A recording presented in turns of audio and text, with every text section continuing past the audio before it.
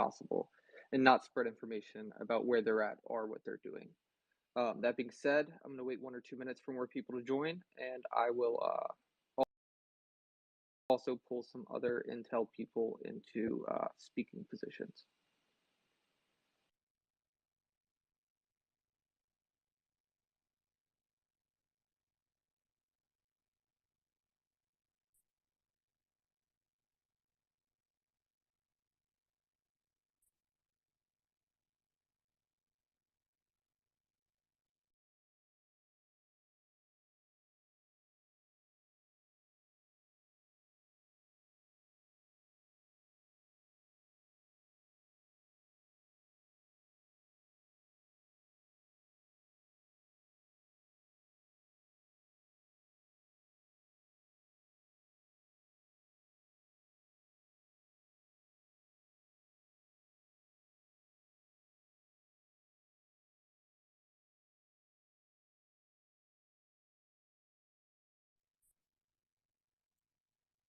All right, there's nothing coming through over the feed right now, so I'm just doing a mic check myself.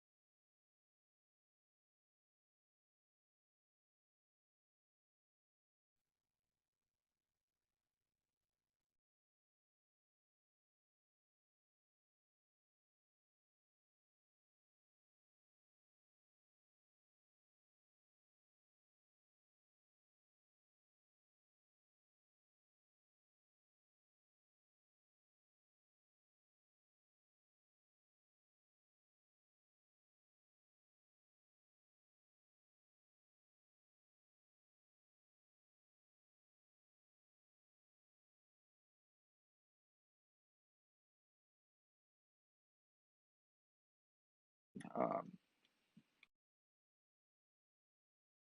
um,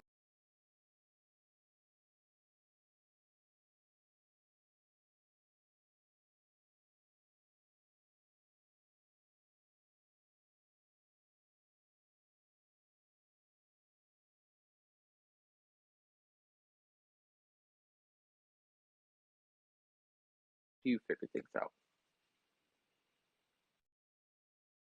Myself.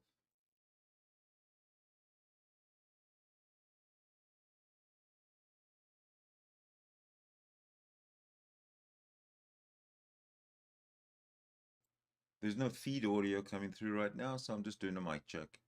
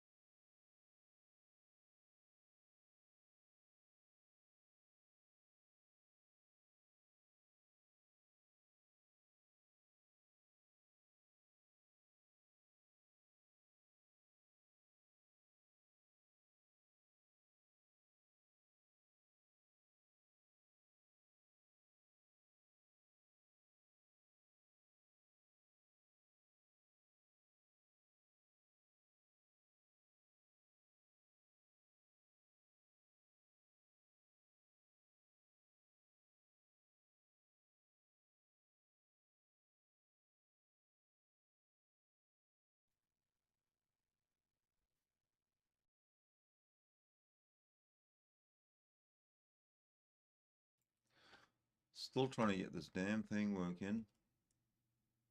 Every time I press play, it seems to stop. I'm just doing a mic check, which is why I'm rambling, because the feed from the Twitter is not.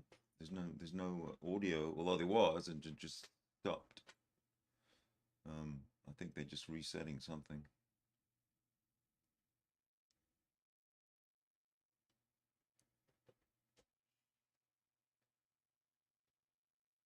Also, I want to check my mic.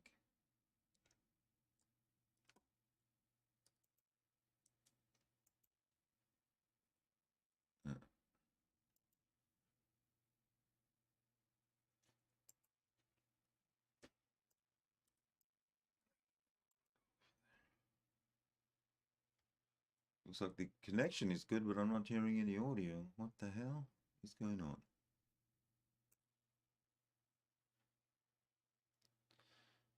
The hell is going on?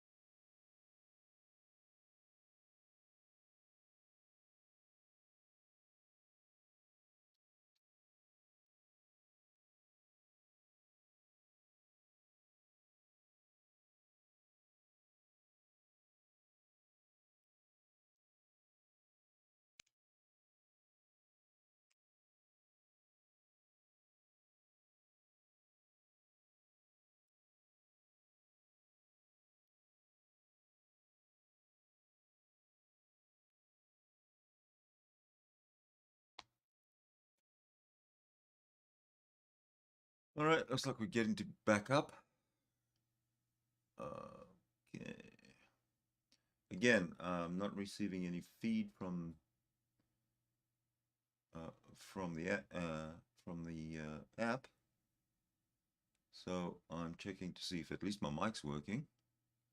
So far, I'm not getting any feedback from even YouTube.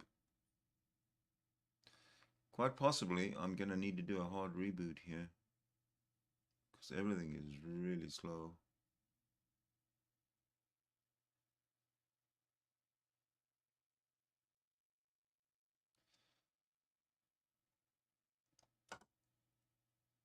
The French. Ah, there we go. I think.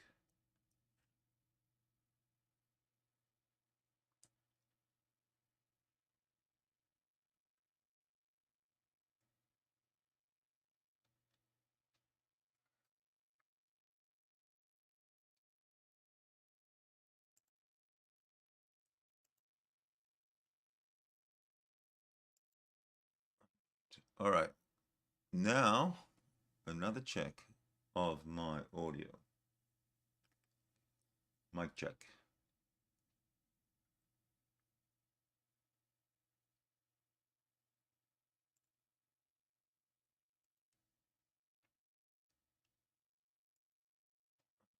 All right.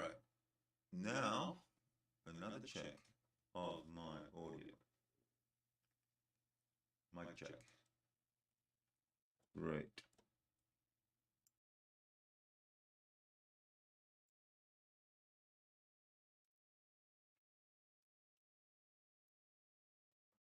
All right. Now, another check of my audio. Mic check. Great.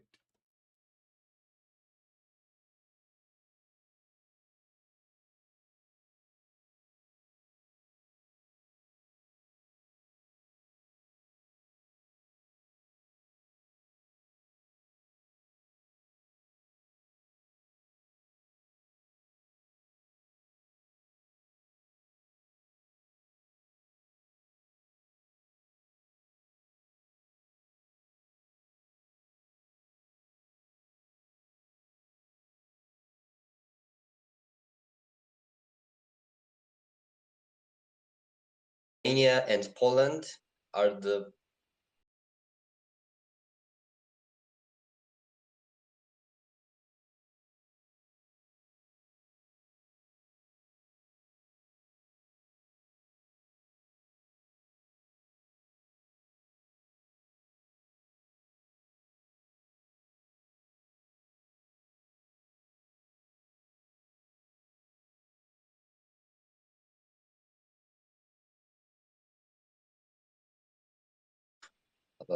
from Moldova was a tank of petroleum ship, I think so. And if Moldova is not in NATO, is not in union with Romania, NATO can do something. If Moldova is agree with the union with Romania,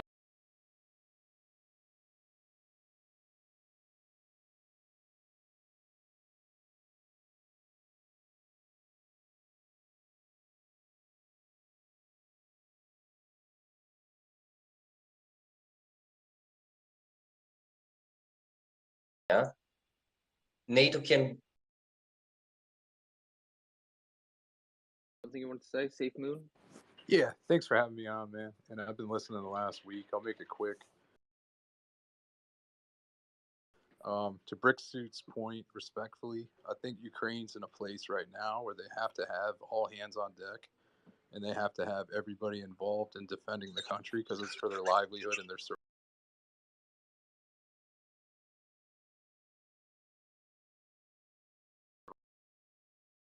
They don't have the size and the technology that Russia has. And, further than that, I think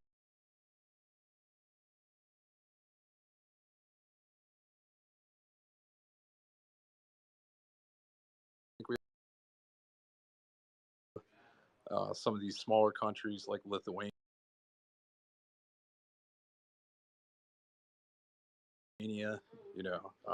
Estonia.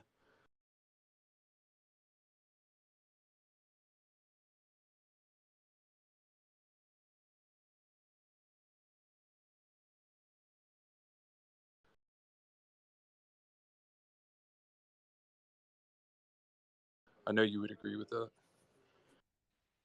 Yeah, I think that's a very accurate assessment.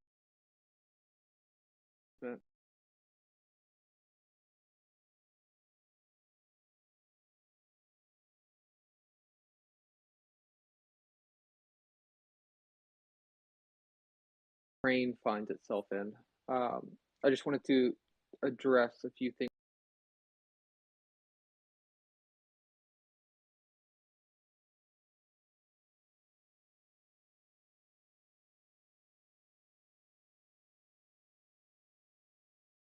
Including Ukraine's, but that NATO's out and stated what those sanctions were.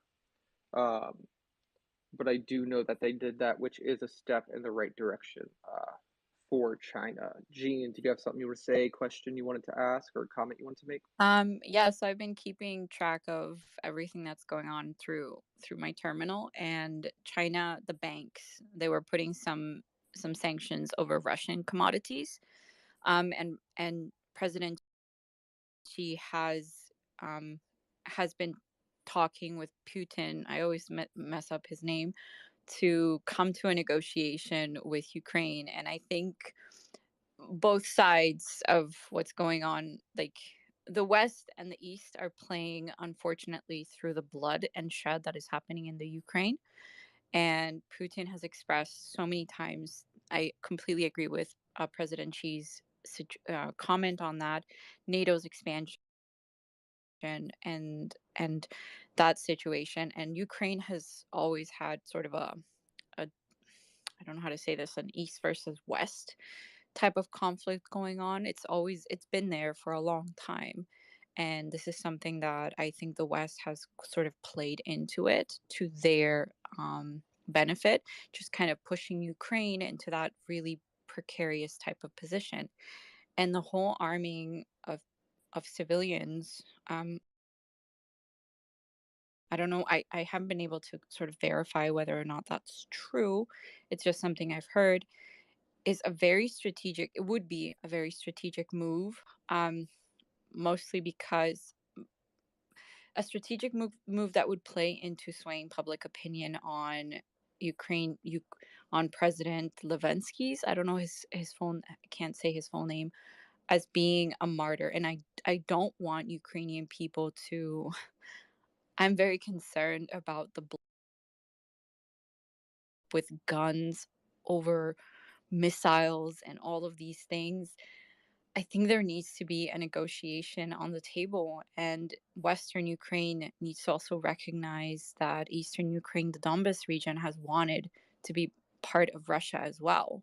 So there's that type of situation which is playing into all of this geopolitical thing.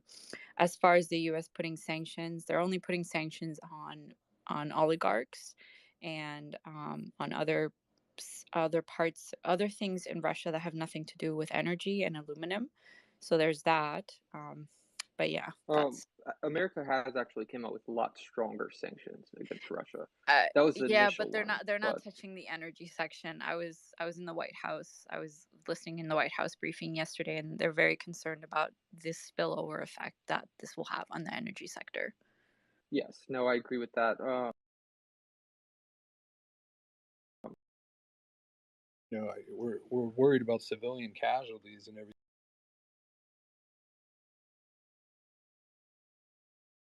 everything, but the reality is that in you know, trying to overcome this threat, this isn't like some small thing. There's 200,000 troops. There's artillery. There's planes. There's bombings. There's technology. They're jamming their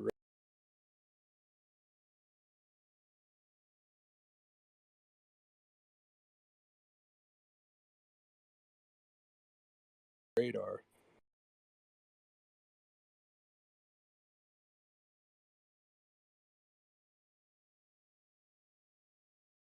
With the people, but if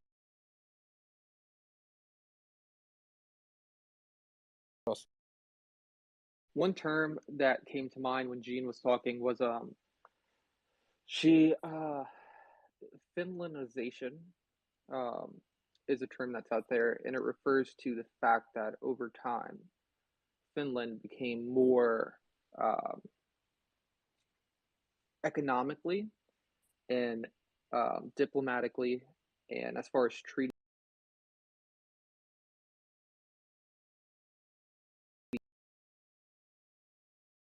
Initially, that was a Soviet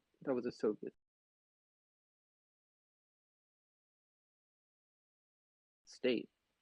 Uh, and as far as citizens having guns affecting things, that has been from knowing warfare. That can be a vital role, and I feel like if anything, it'll improve the Ukrainian people's morale. If I was Ukrainian right now and someone handed me a gun, I would most likely be happy about it, you know. And or if someone in my family came home with a gun, I'd feel better than the position that I was in right now. So Bricksuit, you came back in. Did you have something to comment or something you want to say?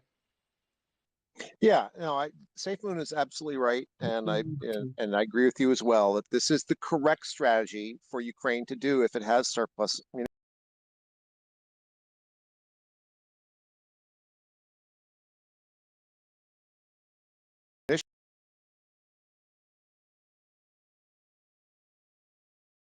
publicity in the future. If the citizens are actively resisting Russian invasion, which we can rightly expect them to do, then we should expect that there will be more civilian casualties, and there will be incidents of accidental civilian casualties where Russian forces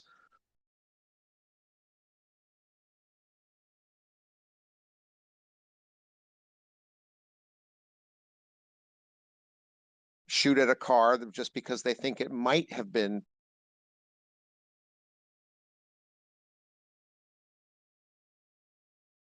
shoot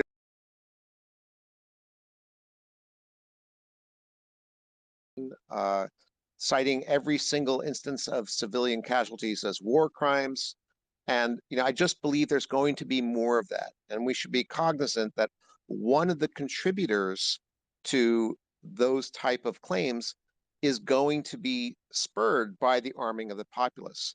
That being said, 100% agree, it is the right thing for Ukraine to be doing at this time.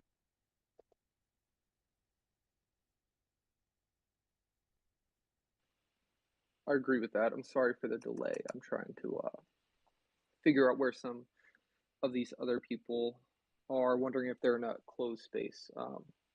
And if they are, I'm going to try to combine the spaces to get everyone in one spot. Safe Moon. Yeah, I understand Brick's points now. I think he made some great points. He's behind Ukrainians being armed to defend themselves, and I get what he's saying.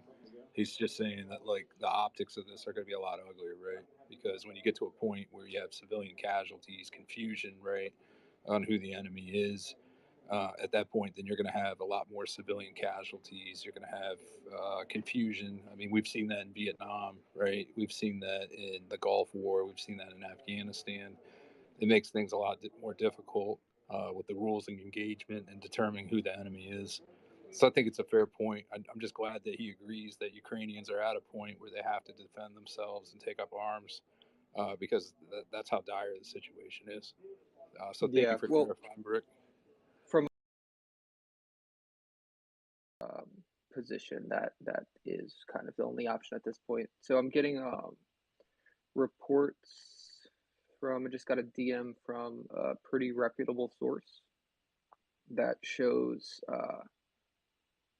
ballistic missile launchers being moved through Moscow, Russia. So that would be quite strange, but the ballistic missiles Russia has and can shoot out of those launchers, they do have the range to hit places or all of Ukraine from Moscow. It is just quite odd that they haven't moved them until now, that these missiles are still in Moscow, if they were planning on using them. Let's see. There's a chance that those could be short range SRBMs that are being redeployed from somewhere that was further east and just coming through Moscow, though. So, without knowing the exact range of what's being pictured, that's a possibility. That is true. I would just think I mean, all interstates intersect through Moscow.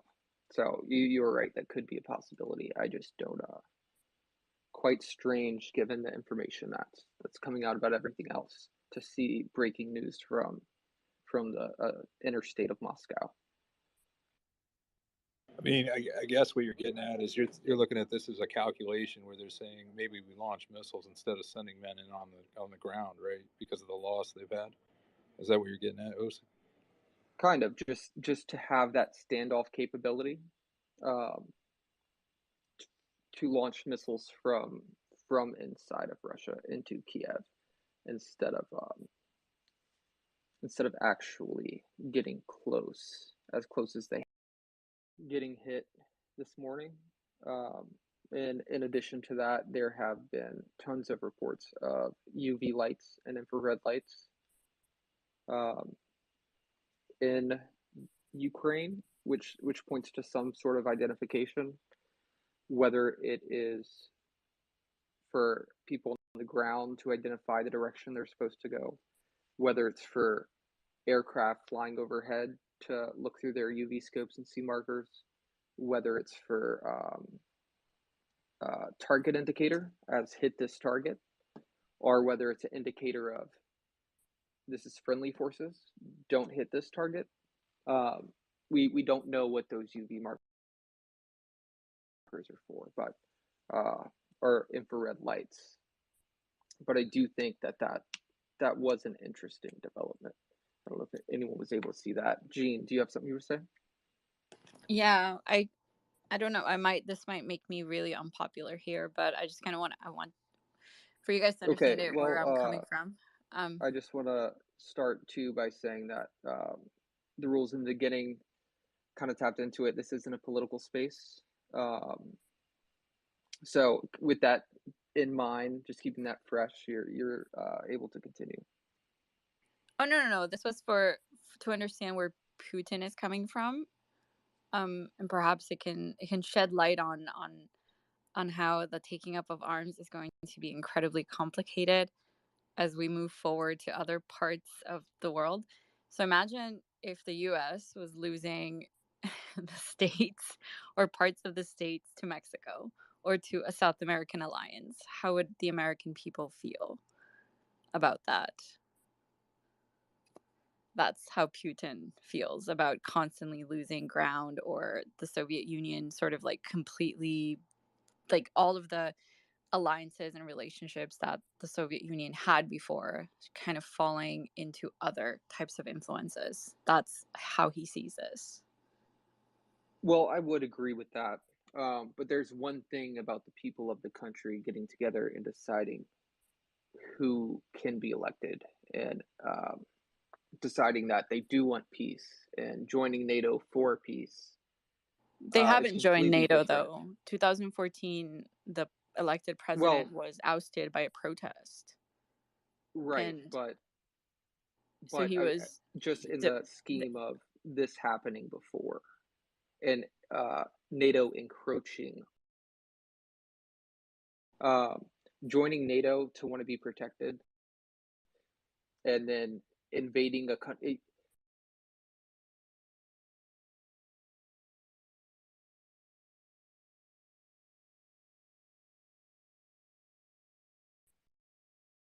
Teams, and they want to join NATO for that reason. more Saying Russia European feels. countries have invaded other countries than Russia has. So there's When are you that. talking about though? Because I'm talking about all of the things that the European Union, NATO has been blind on: Syria, Iraq, like all of these countries that have been completely obliterated and destroyed. okay, so we don't need those vibes here. She has been removed from the space. We're open to everyone's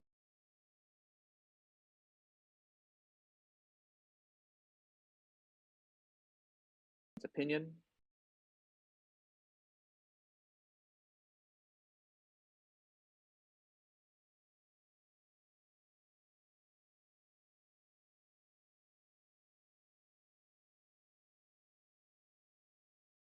But